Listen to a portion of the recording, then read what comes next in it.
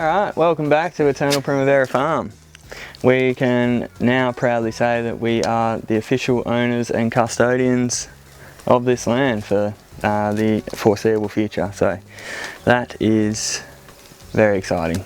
It came down to the wire, to say the least, but we got it done on the 14th, like we said we would, closing in on the full moon. So hurry on, here we go. It's getting real.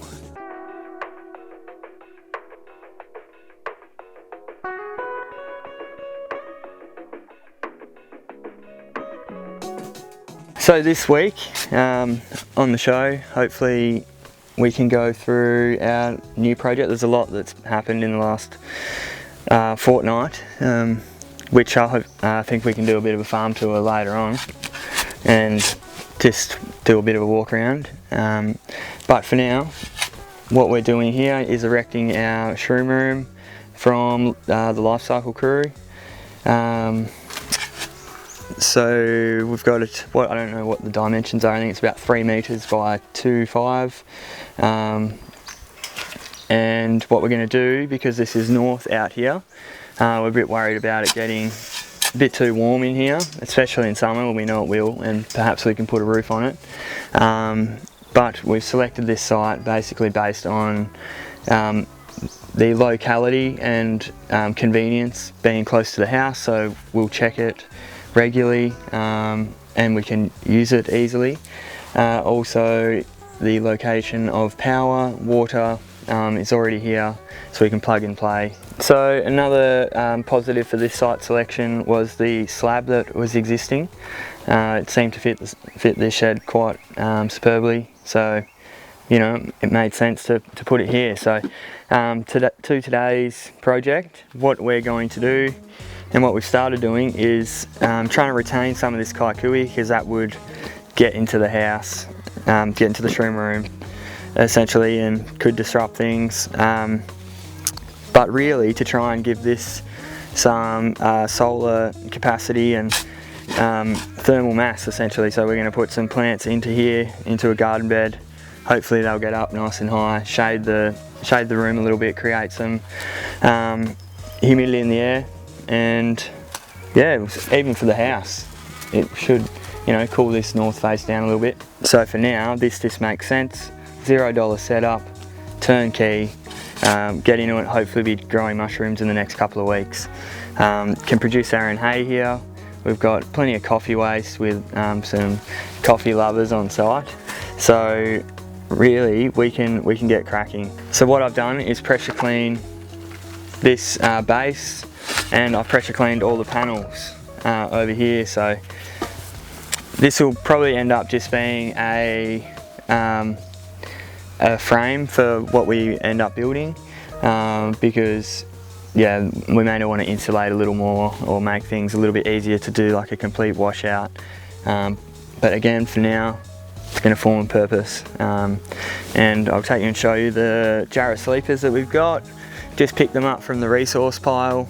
So these are going to be our retainers along that side, and then we'll be able to build that soil up a little bit, plant into it, and hopefully keep some of that kaikui at bay, because you know I love it. It's great. It forms soil, but it can be a bit of a pain in the backside.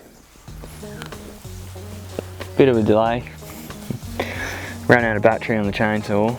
Perks of running electric rigs. That's okay, we've found a reciprocal saw for the meantime.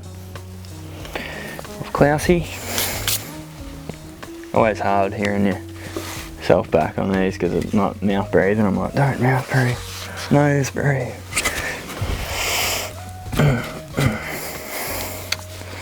Tell you what, not bad.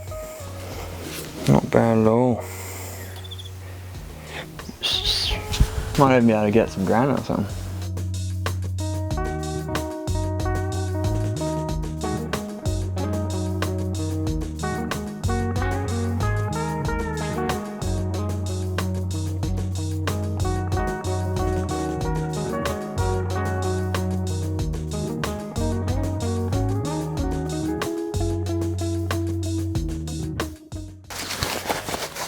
So that's the cool thing about having a larger property is, you know, once you find your resource piles, whether that be gravel, clay, granite in this case, dead timber, you know, you've got that capacity there, so that's what always excited us about this property.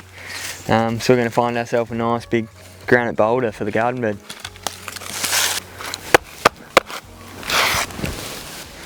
Bit big, you reckon? Yeah, might have to get the tractor then. No, I don't think that's budging.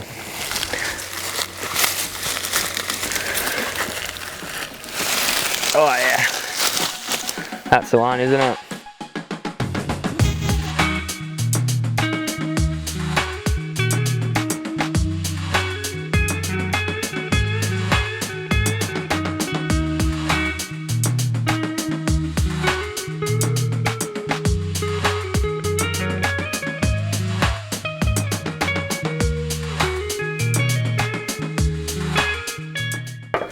Your beauty. Can't wait to be able to deliver, you know, produce from these lands to people all over the southwest and beyond, and just eat it ourselves as well. You know, it's magic. And just to be out here enjoying this, like we've just been exploring really the last week as well, trying to see what's actually on the property, and it's just magic. So much different biodiversity and tree species and all that sort of stuff.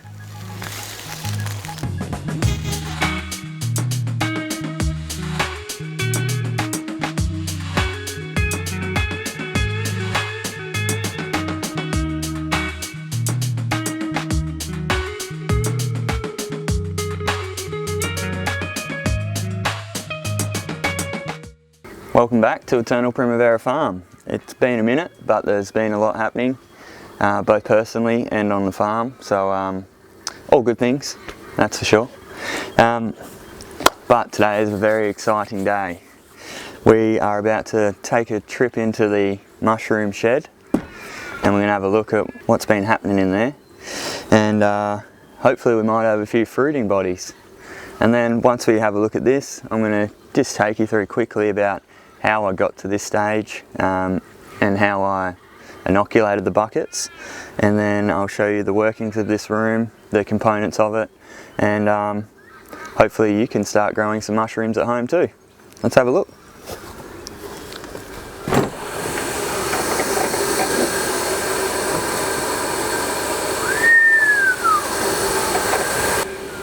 Check this out. A couple of beautiful white oyster mushrooms grown on our very own straw, cut off the paddock, coffee waste and a bit of mycelium. What a bloody day this is.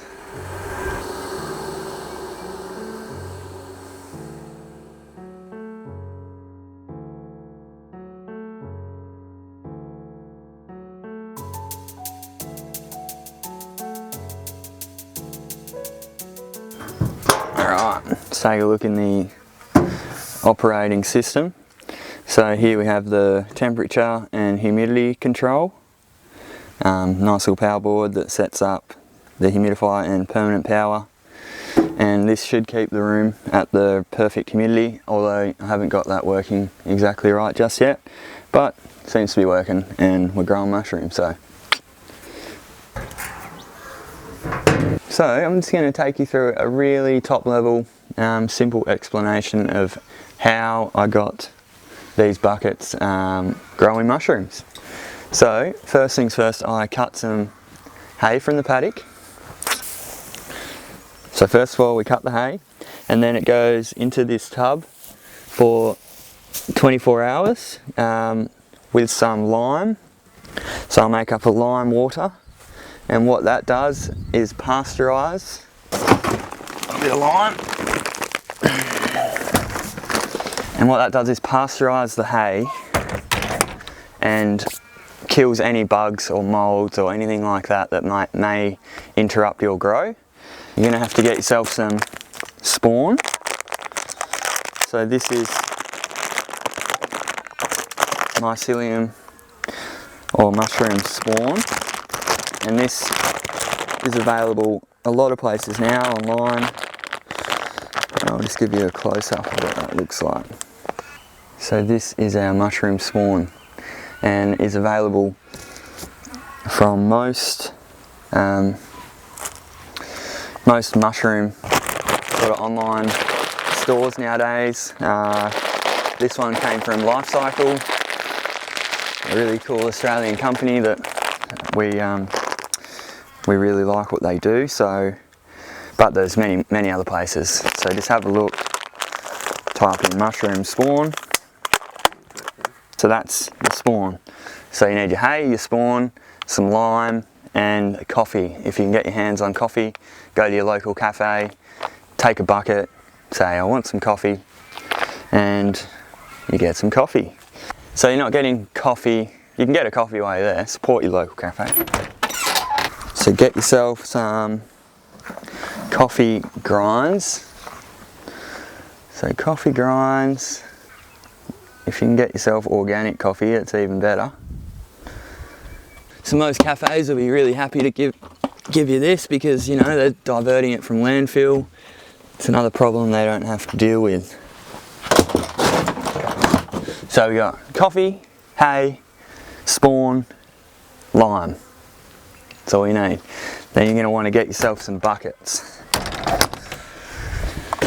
So get yourself some buckets, and as you can see, you'll have to drill some little holes all the way around that the mushrooms can then fruit out of. And then all you need to do, and I'll use this as a demo. Alright, so the hay goes in, and you want to pack this down as tight as possible. So you're going to build a layer of hay. I like to mix a bit of coffee through the hay before I do this step, just so I don't have to then sprinkle from the spawn to the hay. And you're probably going to want to wear gloves while you do this, just because again you don't want to be introducing pathogens into your grow.